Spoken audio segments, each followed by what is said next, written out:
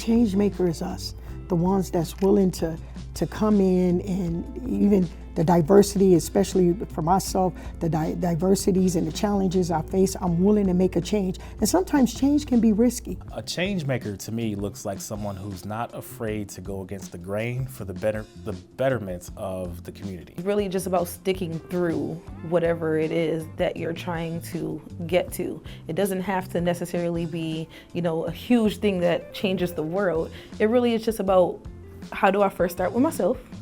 Because I can't help someone if I don't help myself. And then how can I pass that along to someone else?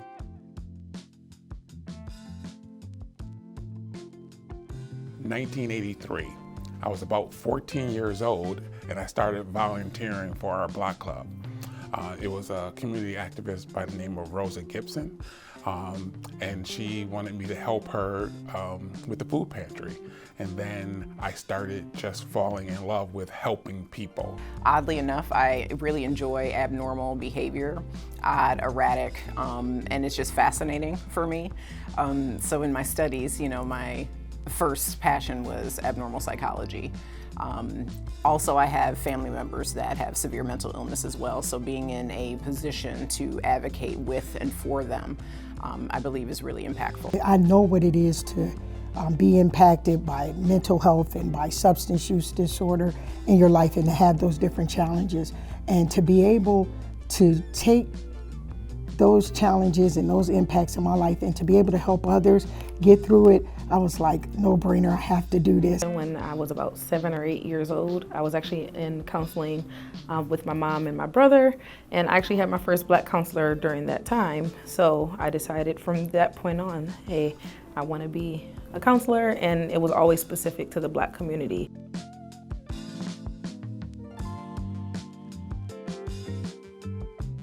One of the ways to increase representation is to be intentional about the educational opportunities and to be intentional about the hiring opportunities as well.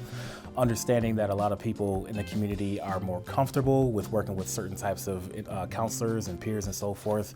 Keeping that in mind during the onboarding processes and then the recruiting processes as well. Mentorship programs. I think mentorship is a very important part. That when you provide the mentorship programs, people can see people that have come before them. The key part there is representation. People need to see themselves in this work. They need to understand the myriad of options in this field. Show us our value and actually treat us with that same value that you express.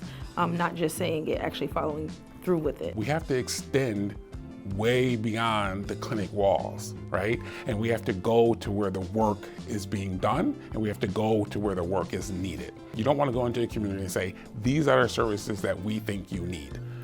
I think the best way to go is to go into community and just ask a very simple question.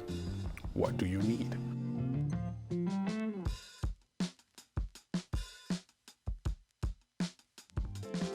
First and foremost, they're needed. They're definitely needed in the field. We need you. The community needs a lot of people that look like them to provide those services.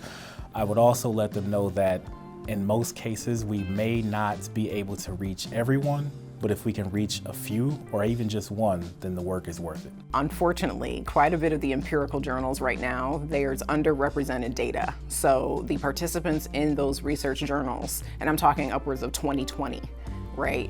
The population that's surveyed for that research is not representative of a diverse worldview.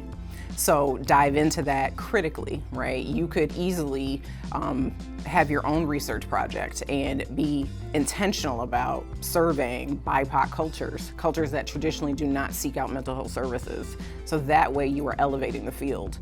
The other part of that is, while you are navigating academia, right, learning about mental health and all the options that are available, it might be uncomfortable for you because it's now unveiling some traumas. Maybe you're gonna start seeing, oh, well, some familial issues that, went on unaddressed. And now is your time to seek out the help that you need so you can be effective in the field as well.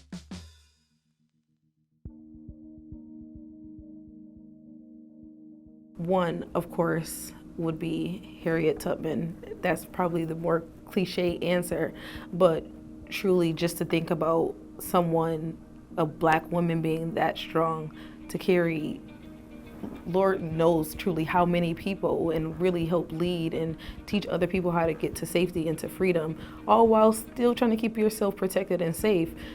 Black women have a lot on their shoulders, and it just shows systemically how it's been passed down. So it's just the strength that she had, the determination that she had, the willpower that she had, and just being able to really pour back into the people who look like her. And then I will also say my mom. You know, of course she's not ancient, but she really has been a person who has stuck by me and my brother our entire lives. She's the reason why I'm in this career in the first place. She shows up to every little thing, every event. She supports any little thing that is done with her children and people who are not her children. She's overseen youth departments at churches. She's overseen other departments within other fields to just be able to provide to youth and people who look like her. Grandpa John. We call him Grandpa John. His name is John Lee Lewis, the husband of Annie Lewis and my wife's grandfather. He was born in Painesville, Ohio, and moved to Buffalo as a child, and he enlisted in the Army on December 8th, 1942. He served in Maxwell Field in Tuskegee, Alabama from 1942 to 1944 and received an honorable discharge. He was officially a Tuskegee Airman in the true definition, because anyone who served in Maxwell Field or Morton Field got that designation. He applied and took the exam to be a pilot. They didn't believe his score. They made him retake the test.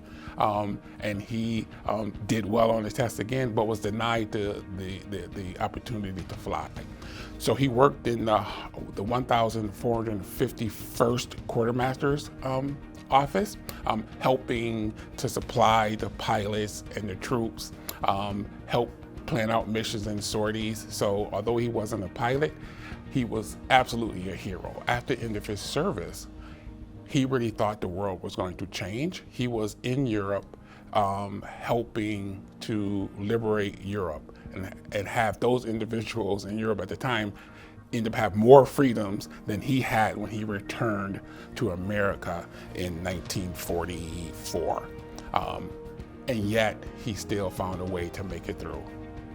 He's my hero, along with many others who have served. My grandfather also served, Robert E. Bragg, and many others. So for me, he's my hero.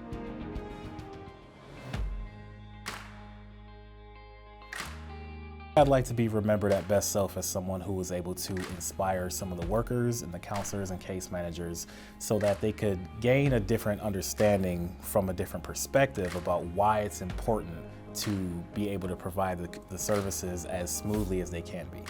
I also like to leave the legacy of someone who has been able to help create environments where counselors and peers, and more importantly, the members of the community, to be comfortable enough to give and receive the services.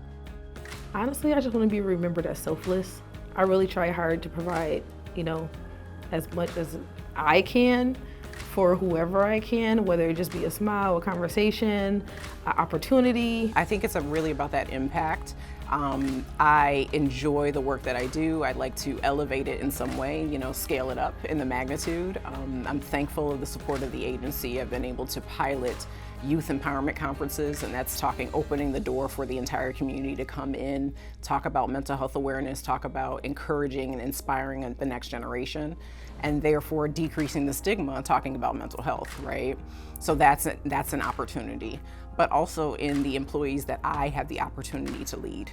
I think that's really important and speaks to, Black students being interested in this field, because whether Black or not, it's an opportunity to serve in leadership. It's an opportunity to inspire people. That I've inspired someone to be felt, to be seen, to be understood, and to be heard. And that when you say my name, Mona Lisa, the legacy I would hope to leave behind, that I was passionate and I was loving, and that I really operated out of my passion and out of my heart as I served others. A very simple one. There was a guy who really cared for and helped people.